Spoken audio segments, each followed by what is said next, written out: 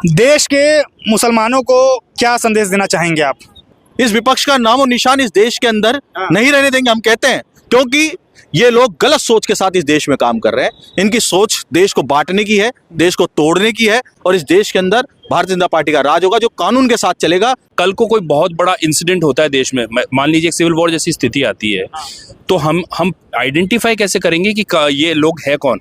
तो कम से कम एक आइडेंटिफिकेशन का सिस्टम तो बनेगा सीएए से। सिस्टम था, कोई बदला नहीं साहब, यही सब कुछ था। क्यों नहीं करा आपने खुश? हिंदुओं को क्यों प्रताड़ित किया आपने? क्या कारण थे आपको हिंदुओं को आपको बार बार आपने प्रताड़ित किया? आता था जो ही डरा के चला जाता था, आता था कभी कांग्रेस के गुंडों की, कभी ममता के गुंडों की, कभी कम्युनिस्टों के गुंडों की सरकारें बनकर, और देश के अंदर आतंक फैलाने का काम हो गया था। आए दिन इस देश के अंदर कहीं भी बम विस्फोट हो जाना, आए दिन झगड़े हो जाना, ये आम बात हो गई थी साहब। दंगे होना तो ऐसा लगता था कोई हमारे रूटीन का सिस्टम हो गया है। नरेंद्र मोदी जी की सरकार आई और इन गुंडों को और इन दंगाइयों को उन्होंने सबक सिखाया। इसके बाद आज हिंदुओं के अंदर ये आत्मविश्वास आया है। विपक्ष तो क्या है कि कुछ भी नहीं, अब विपक्ष तो रहेगा ही नहीं। विपक्ष खत्म, समाप्त। 2024 विपक्ष की समाप्ति इस देश के अंदर हो जाएगी। जो अभी एक सर्वे जो आपके न्यूज एजेंसियां करती है, उस न्यूज एजेंसियों में के सर्वे में आया कि देश के अंदर 2.5 से 3 करोड़ लोग घुसपैठिए हैं। तो उन घुसपैठियों का तो कुछ तो इलाज होना चाहिए ना। कब तक हम सहते रहेंगे? क्यों सहें? हमारे हक किया, दूसरा क्यों? हिंदुस्तानियों का हक है, वो सबसे पहले होना चाहिए। हिंदुस्तान की जनता का पहला हक है हिंदुस्तान के संसाधनों पर, ना कि बाहर से आए हुए लोगों का। यदि घुसपैठिए हैं तो उनको जहाँ से आए वहाँ भेजा जाना चाहिए, और यदि घुसपैठिए नहीं है तो उनको पूरा कानून के रूप में। हिंदुस्तान के किन राज्यों में सबसे ज्यादा घुसपैठिया है?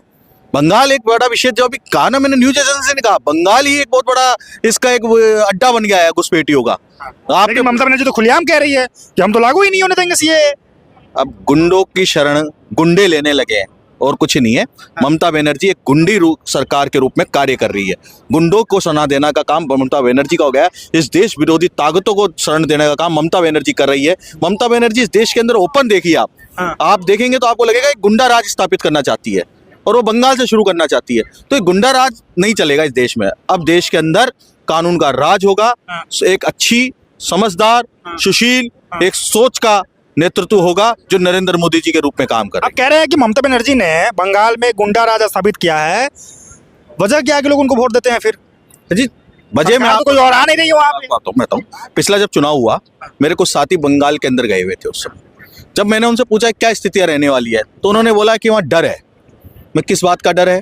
तो बोले ममता के गुंडे मारेंगे, इसलिए वो बोलते नहीं है, वोट देते हैं। और उसका एक फायदा हुआ जी, जब विश्वास बढ़ा जनता में वहां की कि हमें ममता के गुंडों से कोई छुटकारा दिला सकता है, तो वो भारतीय जनता पार्टी है। और भारतीय जनता पार्टी की 3 से लेकर के 70 तक की सीटें बढ़ी। तो इसका परिचय यही था कि देश के अंदर और बंगाल के अंदर एक नरेंद्र मोदी जी के नाम में विश्वास जागृत हो रहा है। क्या लगता है अब आपको, इससे चुनाव पे कोई असर पड़ेगा सीएए से? देखिए, चुनाव को लेकर के हम भारतीय जनता पार्टी कोई काम नहीं करती, मेरे को जो दिखता है। विपक्ष तो यही आरोप लगा रही है कि जब जब चुनाव आता है तब तक कुछ ऐसा ही काम कर देता है जिससे हिंदू खुश हो जाते हैं, उनको वोट देते हैं। विपक्ष के पास भी तो 65 साल काम था ना, कर देते, किसने रोका? यही देश था, यही जनता थी, यही पूरा का पूरा सिस्टम था, कोई बदला नहीं साहब, यही सब कुछ था। क्यों नहीं करा आपने खुश? हिंदुओं को क्यों प्रताड़ित किया आपने? क्या कारण थे आपको हिंदुओं को आपको बार बार आपने प्रताड़ित किया? हिंदुओं को ये लगने लग गया था कि हमको कैद में रहने लग गए। हिंदू समझौते के साथ अपनी जिंदगी को सर्वाइव करने लग गया था। शहरों के अंदर, गाँव के अंदर आता था जो ही डरा के चला जाता था। आता था कभी कांग्रेस के गुंडों की, कभी ममता के गुंडों की, कभी कम्युनिस्टों के गुंडों की सरकारें बनकर, और देश के अंदर आतंक फैलाने का काम हो गया था। आए दिन इस देश के अंदर कहीं भी बम विस्फोट हो जाना, आए दिन झगड़े हो जाना, ये आम बात हो गई थी साहब। दंगे होना तो ऐसा लगता था कोई हमारे रूटीन का सिस्टम हो गया है। नरेंद्र मोदी जी की सरकार आई और इन गुंडों को और इन दंगाइयों को उन्होंने सबक सिखाया। इसके बाद आज हिंदुओं के अंदर ये आत्मविश्वास आया है कि हाँ, ये हमारा देश है और हम इसमें अपने मान, सम्मान, स्वाभिमान के साथ हम रह सकते हैं। इस दम के लिए तो विपक्ष तो क्या है कि कुछ भी नहीं, अब विपक्ष तो रहेगा ही नहीं। विपक्ष खत्म, समाप्त। 2024 विपक्ष की समाप्ति इस देश के अंदर हो जाएगी। तो विपक्ष से बात कहती है ना कि भाई ये यही चाहते हैं भारतीय जनता पार्टी कि भाई विपक्ष खत्म हो जाए और तनाशाही हो जाए और बस उसको चुनाव ही ना हो। अजीत साहब, हम चुनाव कराएंगे, डरने का चिंता नहीं करिए। कराएंगे तो विपक्ष होगा तब तो चुनाव होता है ना। चुनाव का मायने तो तभी निकाला जाता है, चुनाव करा के ही विपक्ष को खत्म करेंगे। अच्छा, ये कहना है आपका? जनता के द्वारा ही विपक्ष को खत्म करेंगे।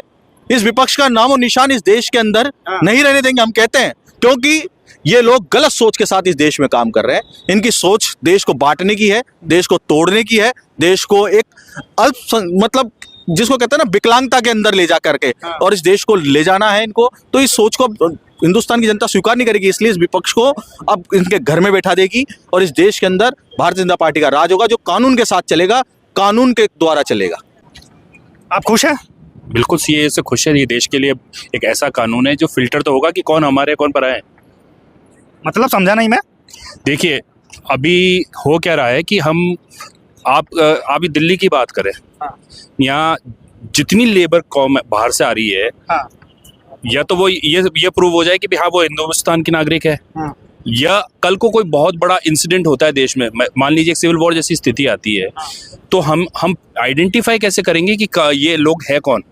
तो कम से कम एक आइडेंटिफिकेशन का सिस्टम तो बनेगा सीए से, कि भाई ये इस देश का नागरिक है, ये देश का नागरिक नहीं है तो प्रोसीजर क्या है। ऐसा नहीं है इस देश में कानून नहीं था, पहले भी तो था कानून। तारिक फतेह को दी ना हमने नागरिकता, इसी देश में दी गई, इसी सरकार में दी गई, तो नागरिकता तो दी गई है, उसके लिए प्रावधान था। तो ऐसा नहीं है कि जाति देख के नागरिकता दी जा रही है। बात वो है कि हम एक सिस्टम है, आप कैसे आए।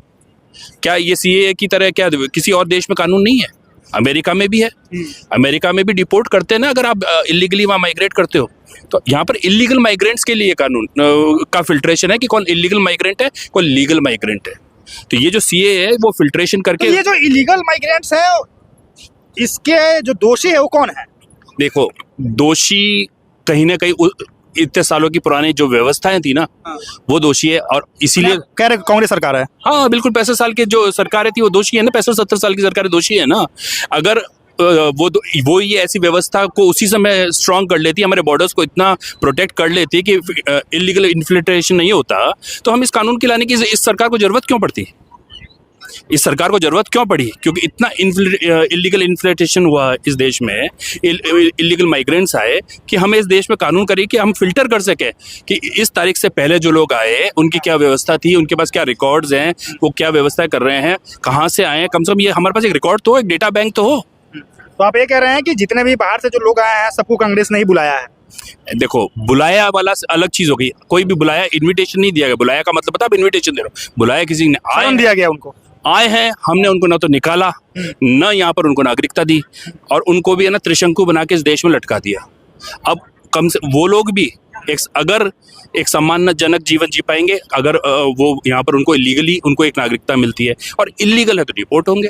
देश के मुसलमानों को क्या संदेश देना चाहेंगे आप? मैं देश के मुसलमानों को यही संदेश देना चाहूँगा कि भारत अपना देश है, वह इस बात में कतई चिंता न करे सीए लागू करने के बाद कि देश के अंदर रहने वाला कोई भी नागरिक किसी जाति धर्म और संप्रदाय का हो, किसी वर्ग का हो, किसी लिंग का हो, भारतीय जनता पार्टी और जो नरेंद्र मोदी जी की जो सरकार है देश के प्रत्येक नागरिक के साथ है। उस यहाँ की जो प्रत्येक कानून है, प्रत्येक योजना है, वो समान रूप से सबसे लागू होते हैं, और सबका साथ सबका विश्वास, सबका साथ और सबका विश्वास और सबका विकास, ये हमारी भारतीय जनता पार्टी की और जो केंद्र में नरेंद्र मोदी जी सरकार का ये मूल ध्येय है, और वो प्रत्येक नागरिक पे लागू होता है। इसलिए किसी भी देश के किसी भी नागरिक को इस दृष्टि से किसी भी कानून के लागू होने से, वह कानून केवल देश को सुरक्षित रखने के लिए, देश के नागरिकों को बचाने के लिए, देश के नागरिकों के जीवन स्तर को बेहतर बनाने के लिए कानून लाए गए हैं, और इसमें किसी को किसी तरह की चिंता करने की आवश्यकता। लेकिन जो लोग ये कह रहे हैं कि भाई जो ऑलरेडी देश में पहले से जो लोग रह रहे हैं उनको रोजगार नहीं मिल रहा है, वो गरीबी से जूझ रहे हैं, उनके पास नौकरी नहीं है, खाने के लिए अन्न नहीं है, रहने के लिए घर नहीं है, और ये स्थिति होते हुए देश में आप बाहर के लोगों को बुला करके उसको नागरिकता दे रहे हैं, तो ये अन्याय है क्या? लोगों का कहना है। देखिए, आपने जो कहा, आपने देश की जो वस्तु स्थिति उसको बयां की, पर वो वस्तु स्थिति आज से हम 2013 से 14 के पहले के जो 65 सालों की बात करते हैं तो वो थी। आज देश बदल रहा है, देश खड़ा हो रहा है, देश के जो गरीब आदमी है उसको मुफ्त में जो किसानों को, गरीबों को राशन मिल रहा है, राशन दे रहा है, रोजगार के नए अवसर बनाए जा रहे हैं, और नए उद्योग धंधे आ रहे हैं, पूरी टेक्नोलॉजी। अभी कल की बात देखिए, कल की बात है, एक अग्नि 5 का जो एक परीक्षण हुआ है, जिससे सोचिए कि पूरा चाइना और पूरा यूरोप तक का जो है उसकी जद में आ गया। तो देश के अंदर एक लोगों के अंदर एक सुरक्षा, एक कितना बड़ा भाव है कि हम देश के नागरिकों को एक सुरक्षित कर रहे हैं। नहीं तो आए दिन पाकिस्तान का डर, चाइना का डर, कभी इसका आक्रमण का डर, हमने आक्रमण भी झेले हैं। हम कारगिल की बात कर लें, 71 के युद्ध की बात कर लें, 65 के युद्ध की बात कर लें, चाइना युद्ध की बात कर लें, तो आज कहीं ना कहीं देश खड़ा हो रहा है। और ये एक जो बड़ा विश्वास है, यही हमारी ताकत है। वो हमारा इसका जो मूल जो है वो हमारे नरेंद्र मोदी जी है, उनकी सरकार है, जिन्होंने हमें ये विश्वास दिया, ये ताकत दी है कि भारत अब दुनिया का एक प्रमुख राष्ट्र है। उन्हें कि चाहे वो आर्थिक स्थिति हो, चाहे सैन्य स्थिति हो, चाहे सामाजिक स्थिति हो, किसी भी दृष्टि से उन्हें कमजोर न तो समझना है और हम सबको मिलकर एक शक्तिशाली और भारत की ओर हमें आगे बढ़ना है।